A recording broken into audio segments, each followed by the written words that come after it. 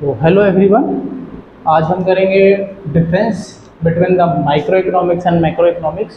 तो जैसा कि हम पहले पार्ट में पढ़ चुके हैं, तो माइक्रो इकोनॉमिक्स क्या होता है, एक पार्ट ऑफ इकोनॉमिक थ्योरी है जो हमें क्या करते हैं, बिहेवियर ऑफ इंडिविजुअल क्या है कि ये बिहेवियर पे बात करती है एक इंडिविजुअल के में।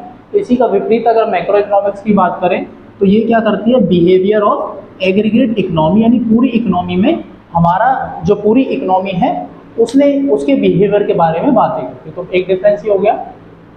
दूसरा डिफरेंस है टूल्स। ये इसमें क्या यूज़ होता है, मेनली इसमें डिमांड और सप्लाई का हम यूज़ करते हैं।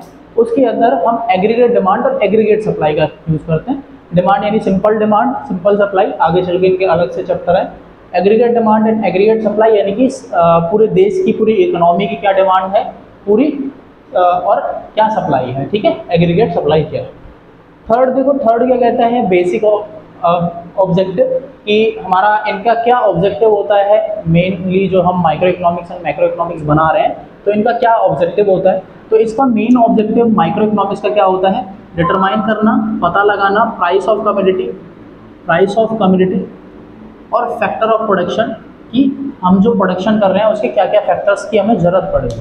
यानी कि मेनली एक जो कमोडिटी है उसका क्या प्राइस रहेगा, ठीक है, उसके बारे में। और दूसरा फैक्टर ऑफ प्रोडक्शन की अगर हम प्रोडक्शन कर रहे हैं तो उसके लिए कौन कौन सी चीज़ों की हमें आवश्यकता पड़ेगी, उसके फैक्टर क्या क्या रहेंगे। इसका मेन मकसद क्या होता है, income and the employment level of economy, कि हमारी जो मैक्रो इकोनॉमिक्स है वो बात करती है कि पूरी इकोनॉमी है उसके अंदर क्या इनकम लेवल है, क्या एम्प्लॉयमेंट है, यानी एम्प्लॉयमेंट अनएम्प्लॉयमेंट के बारे में बात करती है, और इनकम के बारे में बात करती है कि हमारे देश में पर कैपिटा इनकम कितनी है, प्रत्येक व्यक्ति की आय, प्रति व्यक्ति आय दर किस तरीके से बन रही है। तो माइक्रो और मैक्रो का एक डिफरेंस ये हो गया। आगे चलते हैं, आगे आता है अदर नेम, यानी इनको दूसरे नाम से भी जाना जाता है, ठीक है। तो कई बार ऐसा होता है कि आपको माइक्रो इकोनॉमिक्स ना देके प्राइस थ्योरी दे देगा, तो माइक्रो इकोनॉमिक्स का दूसरा नाम क्या होता है, प्राइस थ्योरी, ठीक है। और मैक्रो इकोनॉमिक्स का दूसरा नाम है इनकम एंड एम्प्लॉयमेंट थ्योरी। वहीं से आप देख सकते हो income and employment theory income and employment के बारे में ये बात करती है, ठीक है। और ये प्राइस थ्योरी है, ये प्राइस के बारे में बात करती है, ठीक है। तो इन्हीं का दूसरा नाम यहीं से जनरेट हुआ है। बेसिक अजम्पशन क्या होती है, तो बेसिक अजम्पशन मतलब कि हम अज्यूम करके चलते हैं कि ये वाली चीज़ें ऐसे रहेंगी। तो ये कहता है माइक्रो इकोनॉमिक जो मैक्रो वेरिएबल हैं वो कांस्टेंट रहेंगे, यानी कि इस वाले के अंदर इसके जो भी वेरिएबल हैं वो कांस्टेंट रहेंगे। नेशनल इनकम यानी पूरे देश की क्या इनकम रहेगी, पूरे देश की कंजम्पशन क्या।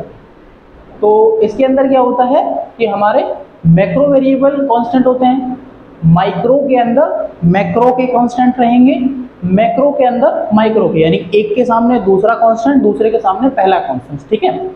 तो अगर हम माइक्रो पे बात कर रहे हैं तो नेशनल इनकम और नेशनल सेविंग, नेशनल कंजम्पशन वगैरह क्या रहेंगी, कांस्टेंट रहेंगी, उनको हम स्थिर मान के चलेंगे। और मैक्रो की अगर बात कर रहे हैं तो हाउस होल्ड इनकम पूरे हमारा एक घर की, एक फर्म की, प्राइस ऑफ इंडिविजुअल प्रोडक्ट, एक प्रोडक्ट की क्या प्राइस है उसको कांस्टेंट माना जाता है कि वो स्थिर रहेंगे, उनमें कोई भी चेंज नहीं आएगा। एग्जाम्पल क्या हो सकते हैं, माइक्रो के अंदर हमारा इंडिविजुअल इनकम हो सकती है कि एक व्यक्ति की क्या आय है, इंडिविजुअल आउटपुट, अकेला व्यक्ति क्या आउटपुट बना रहे हैं। मैक्रो में अगर बात करें तो नेशनल इनकम पूरे देश की क्या इनकम है और पूरे देश की क्या आउटपुट है। इसी के साथ, ठीक है, इनका डिफरेंस खत्म होता है। मिलते हैं नेक्स्ट वीडियो।